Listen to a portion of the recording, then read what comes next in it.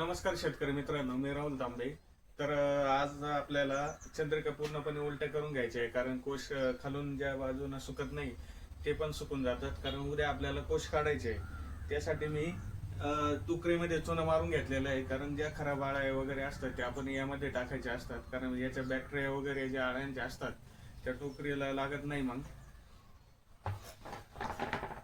तर आपण या पद्धतीनं चंद्रिका पूर्णपणे काढून घ्यायची आहे.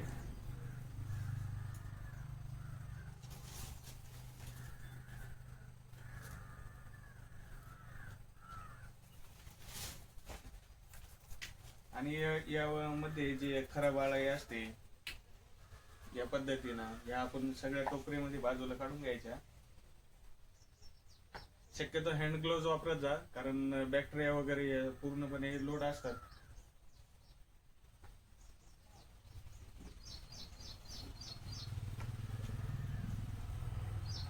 जेणेकरून ही घाण काढल्यामुळे आपल्याला जे कोश काढायचे असतात त्यावेळेस आपल्याला हात वगैरे घाण होत नाही आणि दुसऱ्या कोशाला आपले हात लागले तर खराब होत नाही.